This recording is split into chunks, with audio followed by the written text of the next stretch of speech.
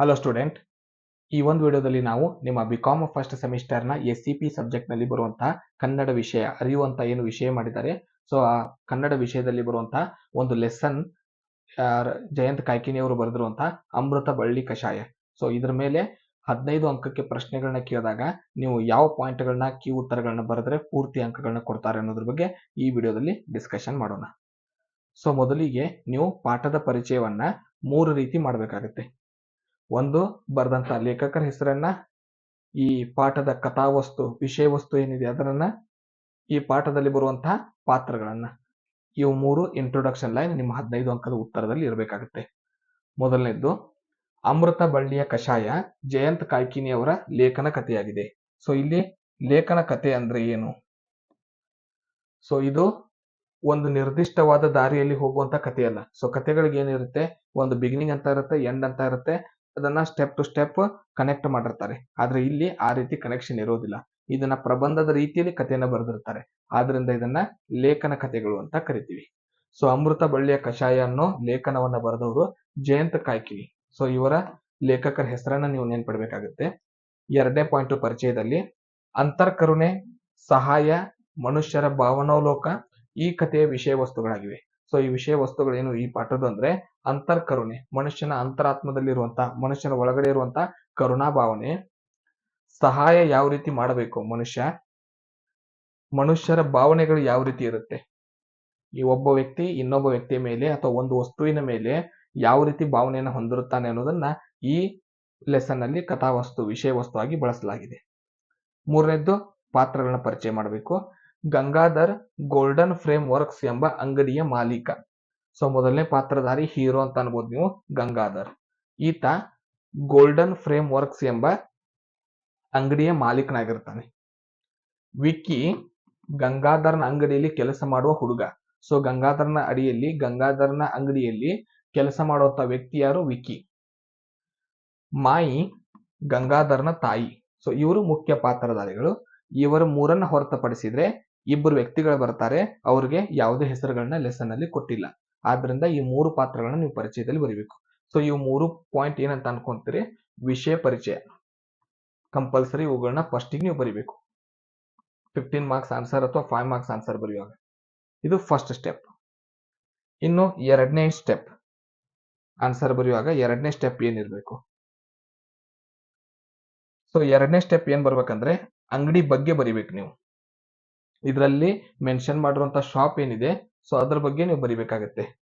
So shop ಬಗ್ಗೆ ಬರಿಬೇಕಂದ್ರೆ, ಫೋಟೋಗಳಿಗೆ ಚೌಕಟ್ಟು ಮಾಡಿಕೊಡುವ, ಇಕ್ಕಟ್ಟಿನ ಸಂಧಿಯಲ್ಲಿ ಇರುವ, ಕರಗಸ ಪುಡಿ ಕಾಲಿಗೆ ಅಂಟುವ ಅಪ್ಪನ ಕಾಲದ ಅಂಗಡಿ ಗೋಲ್ಡನ್ ಫ್ರೇಮ್ ವರ್ಕ್. ಅಂಗಡಿ ಹೆಸರು ಗೋಲ್ಡನ್ ಫ್ರೇಮ್ ವರ್ಕ್. ಅದು ಹೇಗಿದೆ, ಅದ್ರ ಕೆಲಸ ಏನು? ಫೋಟೋಗಳಿಗೆ ಚೌಕಟ್ಟು ಮಾಡಿಕೊಡುವ ಅಂದ್ರೆ ಫೋಟೋಗಳಿಗೆ ಫ್ರೇಮ್ ಹಾಕಿಕೊಡುವಂತ ಶಾಪ್ ಇದು. ಫೋಟೋ ಫ್ರೇಮ್ ತಯಾರು ಮಾಡುವಂತ ಶಾಪ್. ಇಕ್ಕಟ್ಟಿನ ಸಂಧಿ ಅಂದ್ರೆ ದೊಡ್ಡದಾಗಿ ಬೃಹತ್ ಆಕಾರದೊಳಗೆ ದೊಡ್ಡ ಪ್ರಮಾಣದೊಳಗಿರುವಂತ ಅಂಗಡಿ ಅಲ್ಲ, ಸಣ್ಣದಾದಂತ ಅಂಗಡಿ ಅನ್ನೋಕೆ ಲೇಖಕರು ಈ ಪದವನ್ನು ಬಳಸಿದ್ದಾರೆ, ಇಕ್ಕಟ್ಟಿನ ಸಂಧಿಯಲ್ಲಿರುವ. ಕರಗಸದ ಪುಡಿ ಕಾಲಿಗೆ ಅಂಟು ಅಂದ್ರೆ ಅಲ್ಲೇ ಕೆಲಸ ಮಾಡ್ತಾರೆ. ಕಟ್ಟಿಗೆ ಫ್ರೇಮ್ಗಳನ್ನ ತಯಾರು ಮಾಡಿ ಜೋಡಿಸೋದ್ರಿಂದಾಗಿ ಕಟ್ಟಿಗೆ ಪುಡಿ ಏನಿರುತ್ತೆ ಅದು ಅಲ್ಲಿ ಹೋದ್ರೆ ನೀವು ಕಾಲಿಗೆ ಅಂಟುತ್ತೆ ಅಂತ ಆ ರೀತಿ ಬಿಂಬಿಸಿದ್ದಾರೆ. ಅಪ್ಪನ ಕಾಲದ ಅಂಗಡಿ ಅಂದ್ರೆ ಮಾಡರ್ನ್ ಆಗಿಲ್ಲ, ಹಳೆ ಕಾಲದ ಅಂಗಡಿ ಟೈಪ್ ಇದೆ. ಸೆಕೆಂಡ್ ಪಾಯಿಂಟ್ ಅದು ಅಂದ್ರೆ ಇವಿಷ್ಟು 4 ಪಾಯಿಂಟ್ ಏನ್ ಸಂಬಂಧಪಟ್ಟಿದೆ ಅಂದ್ರೆ ಶಾಪ್ ಬಗ್ಗೆ ನಾವು ಪರಿಚಯವನ್ನ ಮಾಡ್ತಾ ಇದೀವಿ. ದಾರಿಯಲ್ಲಿ ಹಾದು ಹೋಗುವವರ ಸೆಳೆಯಲು ಅಲ್ಯೂಮಿನಿಯಂ, ಪ್ಲಾಸ್ಟಿಕ್, ಗಾಜು, ಬಣ್ಣದ ಫ್ರೇಮ್ಗಳಿಂದ ಕೂಡಿದ, ಅಂದ್ರೆ ದಾರಿಯೊಳಗೆ ಹಾದು ಹೋಗುವಂತ ಕಸ್ಟಮರ್ಸ್ ನ ಅಟ್ರಾಕ್ಷನ್ ಮಾಡೋದಕ್ಕೋಸ್ಕರ ಯಾವ್ಯಾವ ರೀತಿ ಫ್ರೇಮ್ಗಳನ್ನ ಇಲ್ಲಿ ಹಾಕೊಡ್ತಾರೆ. ಅಲ್ಯೂಮಿನಿಯಂ, ಪ್ಲಾಸ್ಟಿಕ್, ಗಾಜು, ಬಣ್ಣದ ಫ್ರೇಮ್, ಈ ರೀತಿಯಾದ ಫ್ರೇಮ್ಗಳನ್ನ ಫೋಟೋಗಳಿಗೆ ಬಳಸ್ತಾರೆ. ಸೀನರಿ ಅಂದ್ರೆ ನೇಚರ್ಗೆ ಸಂಬಂಧಪಟ್ಟಂತಹ ದೇವತೆಗಳ, ರಾಧಾಕೃಷ್ಣನ್, ತಿರುಪತಿ ವೆಂಕಟೇಶ್ವರ ಫೋಟೋಗಳನ್ನು ನೇತಾಡುತ್ತಿದ್ದವು. ಅಂದ್ರೆ ಈ ಅಂಗಡಿಗೋಸ್ಕರ ಬರ್ಲಿ ಅಂತ ಅಟ್ರಾಕ್ಷನ್ಗೋಸ್ಕರ ಈ ರೀತಿಯಾದ ಫೋಟೋಗಳನ್ನ ಫ್ರೇಮ್ಗಳನ್ನ ಹಾಕಿರ್ತಾರೆ. ಹೆಂಗಸರ ಕಸೂತಿ, ಹೆಣಿಗೆ, ನಟ ನಟಿಯರು, ಗಾಂಧಿ ನೆಹರು, ಶಾಲೆಯ ಗ್ರೂಪ್ ಫೋಟೋಗಳು, ಹೂಕುಂಡ, ಕೈ ಮೇಲೆ ಕೈ ಇಟ್ಟು ನಿಂತ ಮದುವೆ ದಂಪತಿಗಳು ಮುಂತಾದ ಫೋಟೋಗಳು ಇದ್ದವು. ಅಂಗಡಿ ಒಳಗಿದ್ದಂತ ಫೋಟೋಗಳ ಬಗ್ಗೆ ಇದು ವಿಧಗಳ ಬಗ್ಗೆ ವಿವರಣೆ. ಜೀರೋ ಬಲ್ಬ್ ನಿಂದ ಎದ್ದು ಕಾಣುವ ಫೋಟೋ ಗಂಗಾಧರ್ನ ಅಪ್ಪನದಾಗಿತ್ತು. ಅಂದ್ರೆ ಅವ್ರ ತಂದೆ ತೀರ್ಕೊಂಡಿದ್ದಾನೆ, ಗಂಗಾಧರನ ತಂದೆ. ಅವನ ಫೋಟೋ ಒಂದು ಜೀರೋ ಬಲ್ಬ್ ಕೆಳಗಡೆ ಅದೇ ಫೋಟೋ ಫ್ರೇಮ್ ಅಂಗಡಿಯಲ್ಲೇ ಇತ್ತು. ಇವು 4 ಫೋಟೋ ಶಾಪ್ ಏನಿದೆ ಅದರದ್ದು ಡಿಸ್ಕ್ರಿಪ್ಷನ್, ಫೋಟೋಶಾಪ್ ಹೇಗಿದೆ, ಈ 4 ಪಾಯಿಂಟ್ ನೀವು ಫೋಟೋಶಾಪ್ ಬಗ್ಗೆ ಬರಿಬೇಕಾಗತ್ತೆ. ಇದು ಸೆಕೆಂಡ್ ಸ್ಟೇಜ್ ಆನ್ಸರ್ ಬರೆಯುವಾಗ. ಮೂರನೇ ಸ್ಟೇಜ್, ಗಂಗಾಧರನ ತಾಯಿ ಗುಣ ಎಂತದ್ದು? ಸೊ ಅದನ್ನ ನಾವು ಡಿಸ್ಕ್ರೈಬ್ ಮಾಡ್ಬೇಕಾಗತ್ತೆ. ಗಂಗಾಧರನ ತಾಯಿ ಬಗ್ಗೆ ಬರಿತಾ ಇದೀವಿ. ಮಾಯಿ ಅವಳಿಗೆ ಅವನು ಕರಿತಿದ್ದಂತ, ಅಂದ್ರೆ ಅದು ಒರಿಜಿನಲ್ ಹೆಸರು ಕೊಟ್ಟಿಲ್ಲ. ಗಂಗಾಧರ ತನ್ನ ತಾಯಿನ ಮಾಯಿ ಅಂತ ಕರಿತಾ ಇರ್ತಾನೆ. ಸೊ ಅದನ್ನೇ ನಮಗೆ ಇಲ್ಲಿ ಹೆಸರಾಗಿ ನಾವು ಬಳಸ್ಕೋತೀವಿ, ಯಾಕಂದ್ರೆ ನಿಜವಾದ ಹೆಸರನ್ನು ಕೊಟ್ಟಿಲ್ಲ. ಮಾಯಿ, ಗಂಗಾಧರನು ತನ್ನ ತಾಯಿಯನ್ನು ಮಾಯಿ ಎಂದು ಕರೆಯುತ್ತಿದ್ದನು. ತಾಯಿನ ಮಾಯಿ ಅಂತ ಕರಿತಾ ಇರ್ತಾನೆ. ಕೇರಿಯ ಎಲ್ಲರೂ ಆಕೆಯನ್ನು ಚಾಳಿಯಿಂದ ಮಾಯಿ ಎಂದೇ ಕರೆಯುತ್ತಿದ್ದರು. ಅಂದ್ರೆ ರೂಢಿ ಒಳಗೆ ಗಂಗಾಧರ ಹೇಗೆ ಮಾಯಿ ಅಂತ ಕರಿತಾ ಇದ್ದ, ಅದೇ ರೂಢಿ ಅಲ್ಲಿರೋ ಕೇರಿ ಜನರೆಲ್ಲ, ಅಂದ್ರೆ ಹಳ್ಳಿ ಒಳಗಿರುವಂತ ಆ ವಟಾರದೊಳಗಿರೋ ಎಲ್ಲಾ ಜನರಿಗೆ ಅದೇ ರೂಢ ಆಗಿರುತ್ತೆ. ಅವಳನ್ನ ಅವರು ಕೂಡ ಮಾಯಿ ಅಂತಾನ ಕರಿತಾ ಇರ್ತಾರೆ. ಆಕೆ ಮನೆಗಿಂತ ಮನೆಯ ಹೊರಗೆ ಇದ್ದದ್ದೇ ಹೆಚ್ಚು. ಅವಳು ಮನೆಗಿಂತ ಮನೆ ಹೊರಗಿನ ಕೆಲಸಗಳನ್ನೇ ಹೆಚ್ಚಾಗಿ ಮಾಡ್ತಿದ್ಲು. ಗಂಗಾಧರ ಹುಟ್ಟಿದಾಗ ಎದೆಯಲ್ಲಿನ ಹಾಲು ಬರೀ ಗಂಗಾಧರನಿಗೆ ಅಷ್ಟೇ ಅಲ್ಲದೆ ಆಸ್ಪತ್ರೆಯಲ್ಲಿ ಅದೇ ಹೊತ್ತಿಗೆ ಹುಟ್ಟಿದ ಎಷ್ಟೋ ಶಿಶುಗಳಿಗೆ ಕೊಡುತ್ತಿದ್ದಳು. ಗಂಗಾಧರ ಯಾವಾಗ ಜನಿಸಿದ ಆ ಸಮಯದೊಳಗೆ ತನ್ನ ಎದೆ ಹಾಲನ್ನ ತನ್ನ ಮಗನಿಗಷ್ಟೇ ಮೀಸಲಾಗಿರಲಾರ್ದನೆ ಬದಲಾಗಿ ಆಸ್ಪತ್ರೆಯಲ್ಲಿ ಹುಟ್ಟಿದಂತ ಉಳಿದ ಮಕ್ಕಳಿಗೂ ಕೂಡ ತನ್ನ ಹಾಲನ್ನ ಕೊಡ್ತಿದ್ಲು. ಮನೆಗೆ ಬಂದ ನಂತರವೂ ಆಕೆ ಮತ್ತೆ ಮತ್ತೆ ಹೆರಿಗೆ ಆಸ್ಪತ್ರೆಗೆ ಹೋಗಿ ಹಾಲು ಸಾಲದ ಮಕ್ಕಳಿಗೆ ಕುಡಿಸಲು ಮುಂದಾಗುತ್ತಿದ್ದಳು. ಮನೆಗೆ ಬಂದ ನಂತರ ಕೂಡ, ಆಸ್ಪತ್ರೆಯಿಂದ ಬಿಡುಗಡೆಯಾಗಿ ಮನೆಯಿಂದ ಬಂದ ನಂತರ ಕೂಡ ಮತ್ತೆ ಮತ್ತೆ ಆಸ್ಪತ್ರೆಗೆ ಹೋಗಿ ಯಾವ ಮಕ್ಕಳಿಗೆ ಹಾಲಿನ ಕೊರತೆ ಇದೆ ತನ್ನ ಎದೆ ಹಾಲನ್ನ ಕೊಡ್ತಾ ಇದ್ಲು. ಕೆಲವೊಂದು ವರ್ಷಗಳ ನಂತರ ಪೇಟೆಯ ಸಂತೆಯಲ್ಲಿ ಇದರಲ್ಲಿ ನನ್ನ ಹಾಲು ಕುಡಿದ ಕಂದಮ್ಮ ಎಷ್ಟು ಇದ್ದಾರೋ ಎಂಬ ಭಾವನೆ ಎನಿಸುತ್ತಿತ್ತು.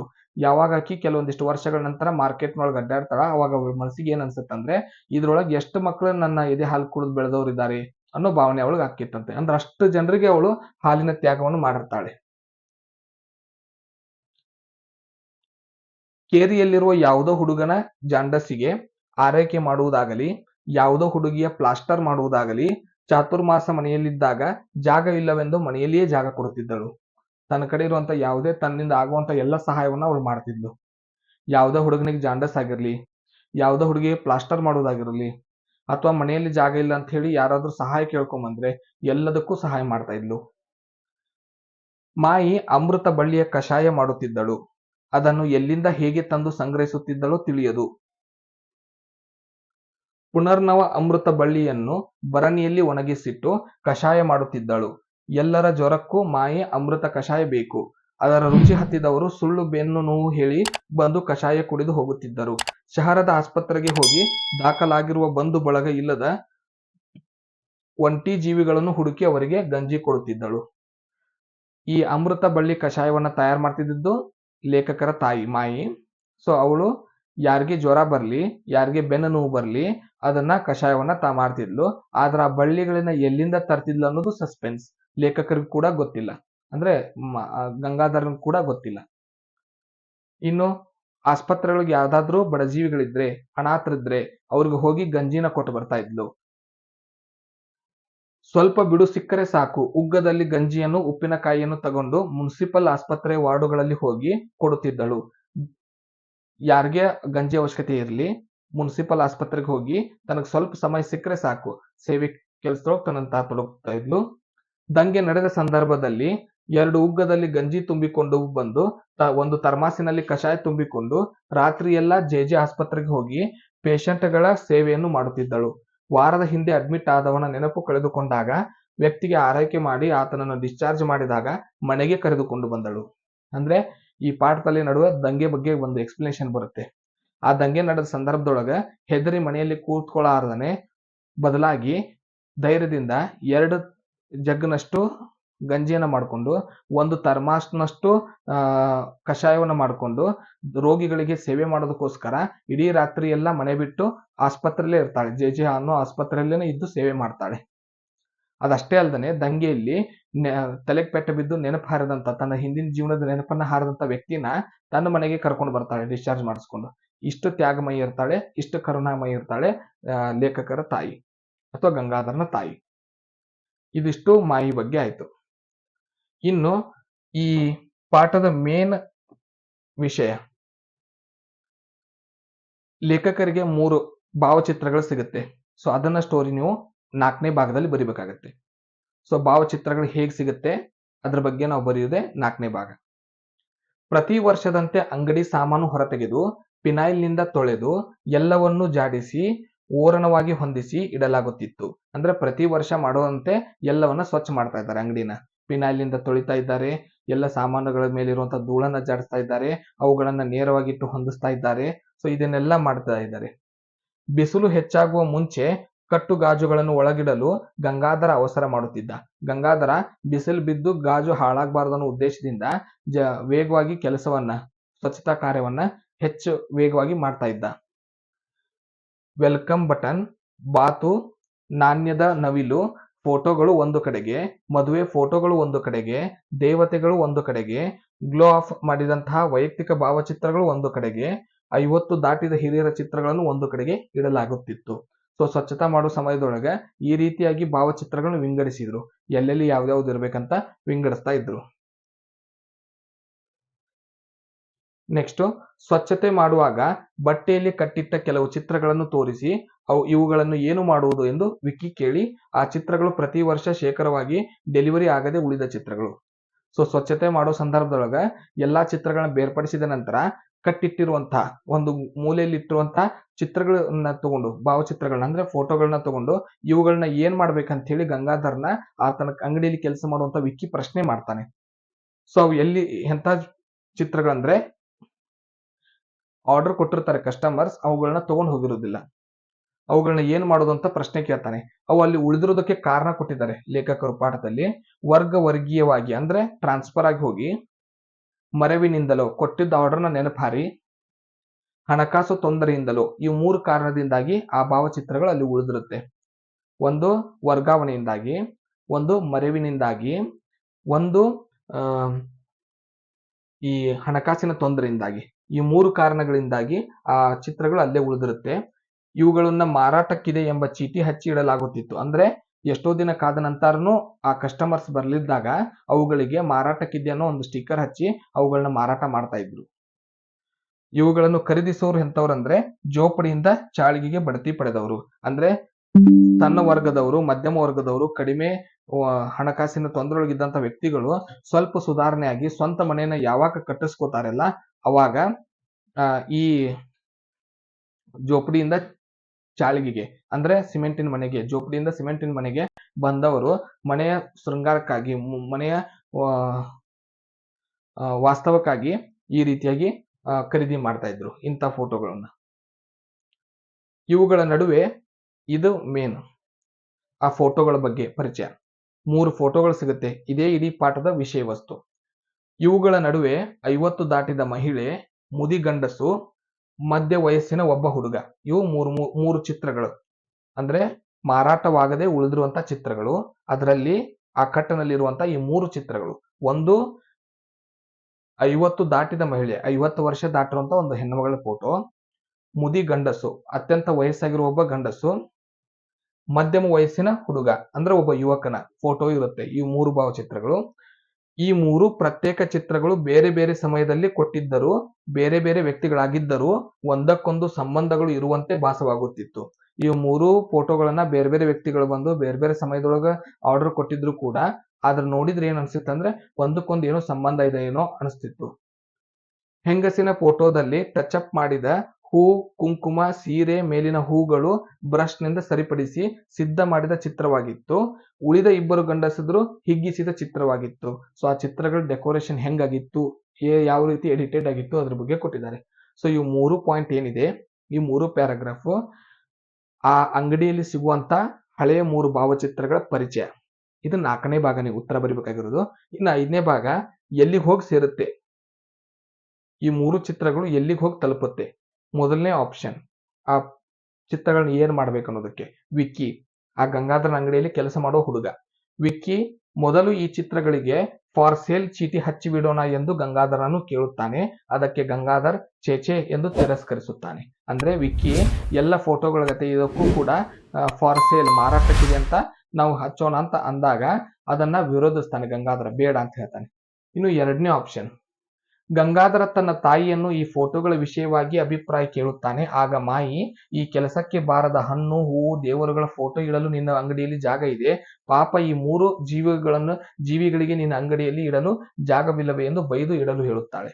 ತನ್ನ ತಾಯಿನ ಏನ್ ಮಾಡಬೇಕು ಅಂತ ಅಭಿಪ್ರಾಯ ಕೇಳಿದಾಗ ತಾಯಿ ಅದಕ್ಕೆ ಏನು ಉತ್ತರ ಕೊಡ್ತಾಳೆ, ಹೂವು ಹಣ್ಣು ದೇವರು ಈ 3 ಪ್ರಯೋಜನವಿಲ್ಲದ ವಸ್ತುಗಳನ್ನು ನಿನ್ನ ಅಂಗಡಿಯಲ್ಲಿ ಇಡೋದಕ್ಕೆ ಜಾಗ ಇದೆ, ಈ 3 ಬಡಪಾಯಿಗಳ ಫೋಟೋ ಇಡೋದಕ್ಕೆ ನಿನ್ನ ಅಂಗಡಿಯಲ್ಲಿ ಜಾಗವಿಲ್ವಾ ಅಂತ ಪ್ರಶ್ನೆ ಮಾಡಿ ಅಂಗಡಿಯಲ್ಲಿ ಇಡೋದಕ್ಕೆ ತಿಳಿಸ್ತಾಳೆ. ಮೂರನೇದ್ದು ನೆಕ್ಸ್ಟ್ ಏನ್ ಮಾಡ್ತಾನೆ, ಮರುದಿನವೇ ಅಂಗಡಿಗೆ ಹೋಗಿ ಫೋಟೋಗಳನ್ನ ಚೆನ್ನಾಗಿ ಒರೆಸಿ ಜಂಗು ತೊಳೆದು ಬದಲಿಸಿ ಹೊಸ ಮೊಳೆಗಳನ್ನು ಹಾಕಿ ನಡುವೆ ತೂಗಿ ಹಾಕುತ್ತಾನೆ. ರಸ್ತೆಯಲ್ಲಿ ನಡೆದಾಡುವ ಲಕ್ಷೋಪಲಕ್ಷ ಜೀವಿಗಳಲ್ಲಿ ಯಾರಾದರೂ ಸಂಬಂಧಪಟ್ಟವರು ಇದ್ದರೆ ಖಂಡಿತ ಅವರನ್ನು ಸೆಳೆಯಬಹುದು ಎಂಬ ಭಾವನೆ ಅವನಲ್ಲಿ ಇರುತ್ತದೆ. ಮೊದಲು ಇದನ್ನ ಕಟ್ಟಿಟ್ಟಿರ್ತಾರೆ ಈ ಫೋಟೋಗಳನ್ನ. ಈಗ ಏನ್ ಮಾಡ್ತಾನೆ, ಅದರ ಮೇಲಿರುವಂತಹ ಎಲ್ಲ ಧೂಳನ್ನ ಹೋಗಿಸಿ ಅದರಲ್ಲಿರುವಂತಹ ಜಂಗಿನ ಮೊಳೆಗಳನ್ನ ತೆಗೆದು ಹೊಸ ಮೊಳೆಗಳನ್ನ ಹಾಕಿ ಅವುಗಳನ್ನ ತನ್ನ ಅಂಗಡಿಯಲ್ಲಿನೇ ನೇತು ಹಾಕ್ತಾನೆ ಮಧ್ಯದಲ್ಲಿ.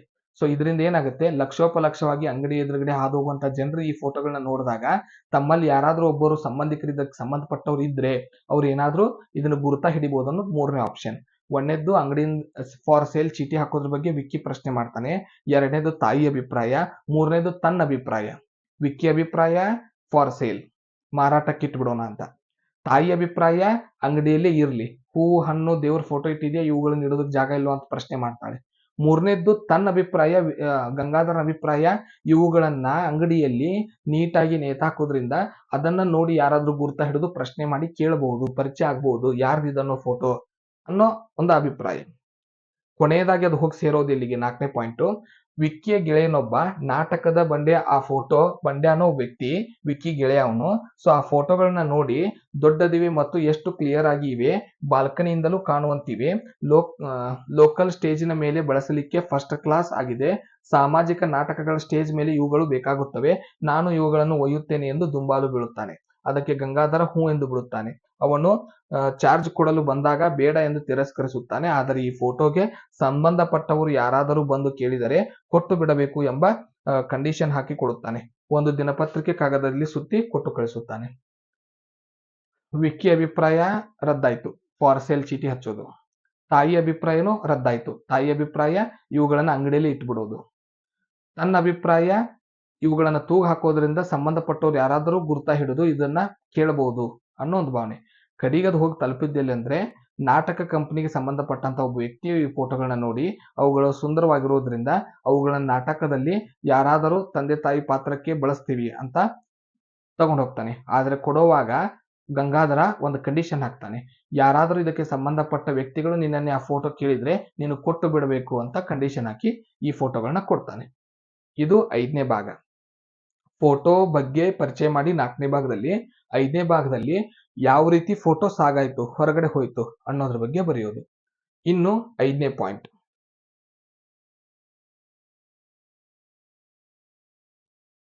ಕೋಮು ಗಲಭೆ ಬಗ್ಗೆ ಬರಿಬೇಕಾಗತ್ತೆ 5ನೇ ಪಾಯಿಂಟ್ ನಲ್ಲಿ. ಒಂದು ದಿನ ಶಹರದಲ್ಲಿ ಕೋಮು ದಂಗಲೆ ಕಾಲ್ಗಿಚ್ಚು ಹತ್ತಿಕೊಳ್ಳುತ್ತದೆ. ಒಂದು ದಿನ ಲೇಖಕರ ಶಾಪ್ ಏನಿರುತ್ತೆ ಆ ಏರಿಯಾದಲ್ಲಿ ಅಥವಾ ಆ ಶಹರ ಆ ನಗರದಲ್ಲಿ ಕೋಮು ಗಲಭೆ ಅಂದ್ರೆ ಜಾತಿಗಳ ನಡುವೆ ಜಗಳ ಪ್ರಾರಂಭ ಆಗುತ್ತೆ. 2 ಕೋಮಿನವರ ನಡುವೆ ಪರಸ್ಪರ ತಿನ್ನಲು ಚೂ ಬಿಟ್ಟು ನಾಯಕರು ತಮ್ಮ ತಮ್ಮ ಮನೆಯ ಗದ್ದುಗೆಗಳಲ್ಲಿ ಕೂತು ಟಿವಿಯಲ್ಲಿ ಮೃತರ ಸಂಖ್ಯೆಯನ್ನು ಎಣಿಸುತ್ತಾ ಆಸ್ವಾದಿಸುತ್ತಿರುತ್ತಾರೆ. ಈ ಕೋಮು ಗಲಭೆಗೆ ಕಾರಣ ನಾಯಕರು.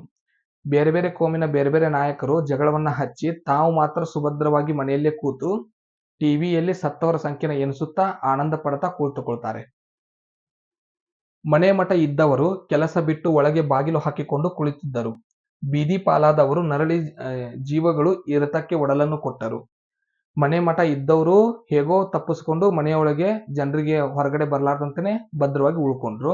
ಆದ್ರೆ ಮನೆ ಮಠ ಇಲ್ದನೆ ಅಥವಾ ಕೆಲಸದಲ್ಲೇನೆ ತೊಡಗಿಕೊಂಡಂತ ವ್ಯಕ್ತಿಗಳು ಏನಿರುತ್ತೆ ಇವರು ಸಿಕ್ಕಾಕೊಂಡು ಚಾಕುವಿನ ಇರ್ತಕ್ಕೆ ಹೊಡೆತಕ್ಕೆ ಸಿಕ್ಕಾಕೊಳ್ತಾರೆ. ಹೆಸರು ಕೇಳಿದರೆ ಹೆಸರು ಹೇಳಲು ಹೆದರಿದರು. ಕರುಳನ್ನು ಕೇಳುವಂತೆ ಕತ್ತರಿಸುವ ಕಲೆಯನ್ನು ಒಂದೇ ದಿನದಲ್ಲಿ ಕಲಿತು ಬಿಟ್ಟರು. ಯಾರಾದ್ರೂ ದಾರಿಯೊಳಗೆ ಹೆಸರು ಕೇಳಿದ್ರೆ ಹೆಸರು ಕೂಡ ಹೇಳೋದಕ್ಕೆ ಭಯ, ಯಾಕಂದ್ರೆ ಬೇರೆ ಕೋಮನವನಂತ ಕೊಲ್ತಾರೇನೋ ಅನ್ನೋ ಭಯ.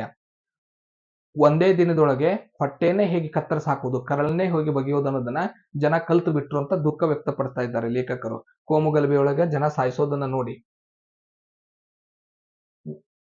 ಆಸ್ಪತ್ರೆ ಶವಾಗಾರದಲ್ಲಿ ಶವಗಳನ್ನು ವಾರ್ಡ್ ಬಾಯ್ಗಳು ಬೇಯಿಸುತ್ತಿದ್ದರು. ಅಂದ್ರೆ ಯಾರು ಕೂಡ ಹೆಣನ ತಗೊಂಡು ಹೋಗೋದಕ್ಕೆ ಬರ್ತಾ ಇದ್ದಿದ್ದಿಲ್ಲ. ಆದ್ರಿಂದ ವಾರ್ಡ್ ಬಾಯ್ಗಳೇ ಅವುಗಳನ್ನ ಸುಟ್ಟು ಹಾಕ್ತಾ ಇದ್ರು. ಯಾರೂ ಕೂಡ ಆ ಶವಗಳನ್ನು ಗುರುತಿಸಲು ಬರುತ್ತಿರಲಿಲ್ಲ. ಏಕೆಂದರೆ ಮತ್ತೆ ಅಲ್ಲಿ ಹೆಸರು ಹೇಳಬೇಕು, ಹೆಸರಿನ ಜೊತೆ ಕೋಮು ವಿಳಾಸ ಹೇಳಬೇಕು. ಯಾಕೆ ಬರ್ತಾ ಇದ್ದಿದ್ದಿಲ್ಲ ಆ ಹೆಣಗಳನ್ನ ತೆಗೆದುಕೊಳ್ಳೋದಕ್ಕಂದ್ರೆ ಮತ್ತೆ ಆಸ್ಪತ್ರೆ ಒಳಗೆ ಹೆಣ ತಗೋಬೇಕಂದ್ರೆ ಹೆಸರನ್ನ ಬರೆಸ್ಬೇಕು, ಹೆಸರಿನ ಜೊತೆಗೆ ವಿಳಾಸವನ್ನ, ಧರ್ಮವನ್ನ, ಜಾತಿಯನ್ನ ಬರೆಸ್ಬೇಕಾಗಿತ್ತು.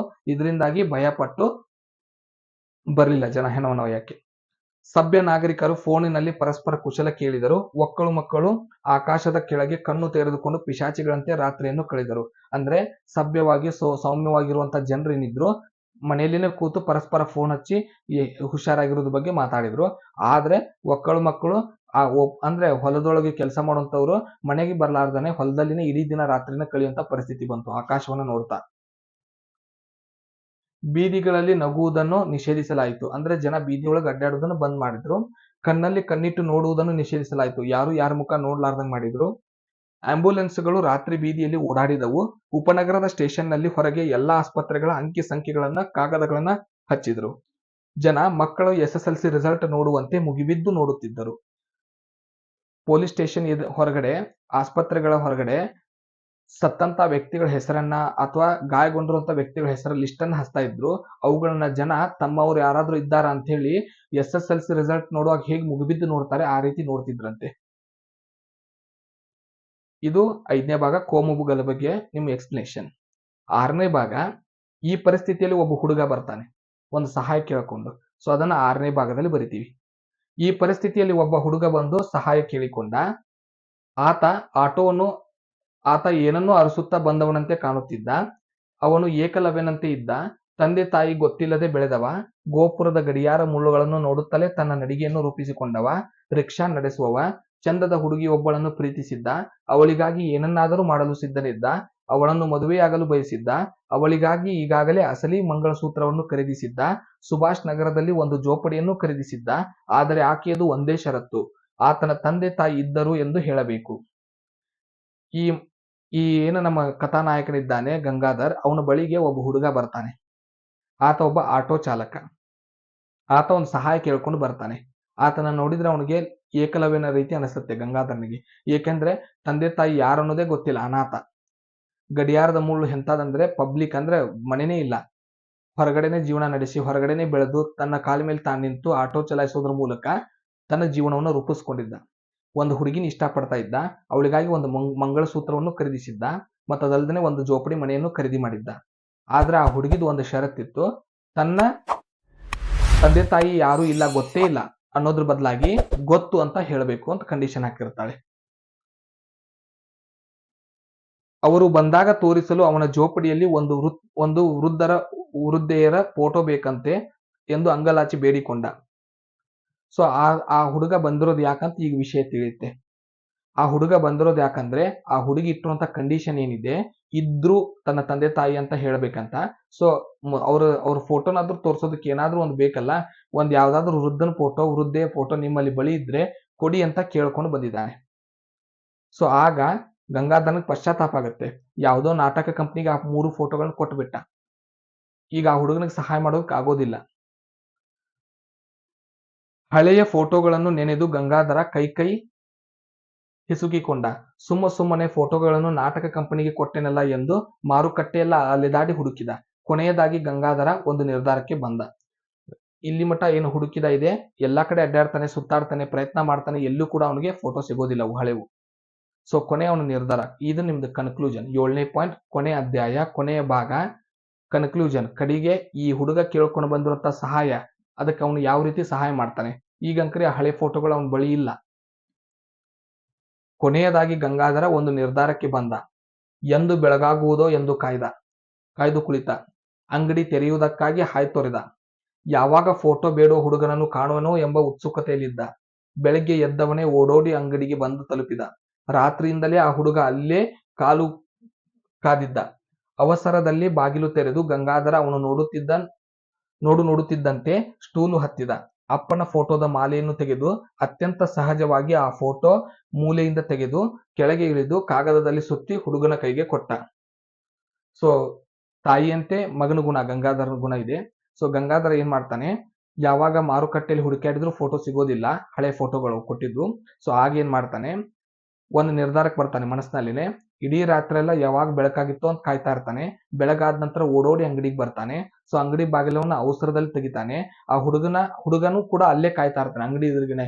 ಬೆಳಿಗ್ಗೆ ಬಂದಾಗ ಏನಾದ್ರು ಸಹಾಯ ಮಾಡ್ತಾನೋ ಅನ್ನೋ ಒಂದು ಆಸೆಯಿಂದ ಬಂದು ಕೂತಿರ್ತಾನೆ ಆ ಹುಡುಗ. ಸೊ ಗಂಗಾಧರ್ ಏನ್ ಮಾಡ್ತಾನೆ, ಆ ಹುಡುಗನ ಮುಖವನ್ನ ನೋಡ್ತಾನೆ, ಒಂದು ಸ್ಟೂಲ್ ಇಟ್ಟು ಮೇಲೇರಿ ತನ್ನ ತಂದೆ ಫೋಟೋನೇ ತೆಗಿತಾನೆ. ಅಂಗಡಿಯಲ್ಲಿದ್ದಂತ ತನ್ನ ತಂದೆ ಫೋಟೋನೇ ತೆಗೆದು ಅದರಲ್ಲಿದ್ದಂತ ಮಾಲೆಯನ್ನ ತೆಗೆದು ಅದನ್ನೇ ಒಂದು ಪೇಪರ್ ನಲ್ಲಿ ಸುತ್ತಿ ಈ ಹುಡುಗನಿಗೆ ಕೊಟ್ಟು ಕಳಿಸ್ತಾನೆ. ಆ ಹುಡುಗಾಗ ನಿಧಿ ಸಿಕ್ಕವನಂತೆ ಹುಡುಗ, ಇಷ್ಟು ಸಿಕ್ಕರೆ ಸಾಕು ಸರ್, ಅಮ್ಮ ಇದ್ದೇ ಇರುತ್ತಾಳೆ ಅಂತ ಯಾರಿಗಾದರೂ ಅರ್ಥ ಆಗುತ್ತದೆ, ಅಷ್ಟು ಅಂಡರ್ಸ್ಟ್ಯಾಂಡಿಂಗ್ ಇರಬೇಕಲ್ಲ ಎಂದು ಕೈ ಕುಲುಕಿ ಶರವೇಗದಲ್ಲಿ ಓಡುತ್ತಾ ಹೋದ. ಆ ಹುಡುಗನ ಕೈயிಲೆ ಆ ವೃದ್ಧನ ಫೋಟೋ, ಆ ತಂದೆ ಫೋಟೋ ಏನ್ ಸಿಗುತ್ತೆ ಅದನ್ನೇ ಅವನು ಖುಷಿಯಿಂದ ತೆಗೆದುಕೊತಾನೆ. ತಾಯಿ ಏನು ಅವಶ್ಯಕತೆ ಇಲ್ಲ, ತಂದೆ ಇದಾನಂದ್ಮೇಲೆ ತಾಯಿನೂ ಇರ್ತಾನ ಅನ್ನೋದೊಂದು ಅದು ಭಾವನೆ. ಸೊ ಯಾರಿಗಾದ್ರೂ ಇದ್ದೇ ಇರುತ್ತೆ ಸರ್ ಅಂತ ಖುಷಿಯಲ್ಲಿ ಕೈ ಕುಲುಕಿ ಅಂದ್ರೆ ಥ್ಯಾಂಕ್ಸ್ ಕೊಟ್ಟು ಶರವೇಗದಲ್ಲಿ ಓಡೋಡುತ್ತಾ ತನ್ನ ಮನೆಗೆ ಹೋಗ್ತಾನೆ. ಸೊ ಇದಿಷ್ಟು 7ನೇ ಭಾಗ. ಸೊ 7 ಭಾಗದಲ್ಲಿ ನಿಮ್ಗೆ ಉತ್ತರ ಇರಬೇಕು 15 ಅಂಕಕ್ಕೆ. ಸೊ 15 ಮಾರ್ಕ್ಸ್ಗೆ ನೀವು ಸಣ್ಣ ಉತ್ತರವನ್ನು ಬರೆದ್ರೆ ಕೊಡೋದಿಲ್ಲ ಮಾರ್ಕ್ಸ್. ಸೊ ಯಾವ್ಯಾವ ಭಾಗ ಇದೆ, ಇದರಲ್ಲಿ ಏನೇನ್ ಪಾರ್ಟ್ ಬರ್ಬೇಕು ಅನ್ನೋದನ್ನ ನಾವು ಆಲ್ರೆಡಿ ಎಕ್ಸ್ಪ್ಲೇನ್ ಮಾಡಿದೀವಿ. ಸೊ ಮೊದಲನೇ ಭಾಗದಲ್ಲಿ ಪಾಠದ ಪರಿಚಯ ಮಾಡ್ತೀವಿ. 2ನೇ ಭಾಗದಲ್ಲಿ ಅಂಗಡಿಯ ಬಗ್ಗೆ ಪರಿಚಯ ಮಾಡ್ತೀವಿ. 3ನೇ ಭಾಗದಲ್ಲಿ ತಾಯಿಯ ಗುಣ, ಆ ಗಂಗಾಧರನಿಗೆ ಕರುಣೆ ಗುಣ ಬರೋದಕ್ಕೆ ತಾಯಿನೇ ಕಾರಣ ಅನ್ನೋದಕ್ಕೆ ತಾಯಿ ಪರಿಚಯ ಮಾಡ್ತೀವಿ. 4ನೇ ಭಾಗದಲ್ಲಿ ಯಾವ ರೀತಿ ಫೋಟೋಗಳು ಸ್ವಚ್ಛ ಮಾಡುವಾಗ ಸಿಗುತ್ತೆ ಅದ್ರ ಬಗ್ಗೆ ಬರಿತೀವಿ. 5ನೇ ಭಾಗದಲ್ಲಿ ಫೋಟೋಗಳು ಎಲ್ಲಿಗೆ ಹೋಗುತ್ತೆ, ಹಳೆ ಫೋಟೋಗಳು ಎಲ್ಲಿಗೆ ಹೋಗುತ್ತೆ ಅನ್ನೋದ್ರ ಬಗ್ಗೆ ಬರಿತೀವಿ. 6ನೇದರಲ್ಲಿ ಅದರಲ್ಲಿ ನಡೆದಂತಹ ದಂಗೆ ಬಗ್ಗೆ ಬರಿತೀವಿ. 7ನೇ ಭಾಗದಲ್ಲಿ ಹುಡುಗ ಏನು ಫೋಟೋ ಕೇಳ್ಕೊಂಡ್ ಬರ್ತಾನ ಅದ್ರ ಬಗ್ಗೆ ಬರಿತೀವಿ. ಕೊನೆ ಭಾಗದಲ್ಲಿ ಕನ್ಕ್ಲೂಷನ್ ಬರಿತೀವಿ. ಆ ಹುಡುಗ ಕೇಳ್ಕೊಂಡು ಬಂದಂತ ಫೋಟೋಗೆ ಪರಿಹಾರ ಏನು ಕೊಡ್ತಾನೆ ಗಂಗಾಧರ್. ಇವನಿಷ್ಟು ನೀವು ಪಾಯಿಂಟ್ಸ್ ವೈಸ್ ಬರೆದ್ರೆ ಪೂರ್ತಿ ಅಂಕಗಳನ್ನ ನೀವು ಪಡ್ಕೋತೀರಾ. ನಮ್ಮ ಸಾಯಿ ಗುಡ್ ಕ್ಲಾಸಸ್ ವತಿಯಿಂದ ಈ ಎಲ್ಲ ಚಾಪ್ಟರ್ಸ್ ಗಳಿಗೆ ಇದೇ ರೀತಿಯೇ ನೋಟ್ಸ್ ಗಳು ಬೇಕಂದ್ರೆ ನೀವು ಸಾಯಿ ಗುಡ್ ಕ್ಲಾಸಸ್ .org ಅನ್ನೋ ವೆಬ್ಸೈಟ್ ನಲ್ಲಿ ಹೋಗಿ ಅಲ್ಲಿ ಪುಸ್ತಕದ ಆರ್ಡರ್ನ ಕೊಟ್ರೆ ನಿಮ್ಮ ನೇರವಾಗಿ ಮನೆಗೆ ನಾವು ತಲುಪಿಸುವಂತ ವ್ಯವಸ್ಥೆನ ಮಾಡ್ತೀವಿ. ಮತ್ತೆ ಸಾಯಿ ಗುಡ್ ಕ್ಲಾಸಸ್ ಅಂತ ಆಪ್ ಇದೆ, ಅದನ್ನ ನೀವು ಡೌನ್ಲೋಡ್ ಮಾಡ್ಕೊಂಡ್ರೆ ನಿಮಗೆ ಇದಕ್ಕೆ ಸಂಬಂಧಪಟ್ಟಂತ ಎಲ್ಲ ವಿಡಿಯೋಗಳು ಮೊದಲೇ ನೋಡೋದಕ್ಕೆ ಅವಕಾಶ ಸಿಗುತ್ತೆ. ಸೊ ಯೂಟ್ಯೂಬ್ ನಲ್ಲಿ ಅಪ್ಲೋಡ್ ಮಾಡೋದಕ್ಕೋಸ್ಕರ ಕಾಯುವ ಅವಶ್ಯಕತೆ ಇರೋದಿಲ್ಲ. ಪೇಪರ್ಗಿಂತ ಮುಂಚೆನೆ ನಿಮ್ಗೆ ಎಲ್ಲ ವಿಡಿಯೋಗಳು ನಮ್ಮ ಆಪ್ ನಲ್ಲಿ ಲಭ್ಯವಾಗುತ್ತೆ. ಮುಂದಿನ ವಿಡಿಯೋದಲ್ಲಿ ಮತ್ತೆ ಸಿಗೋಣ. ಧನ್ಯವಾದಗಳು.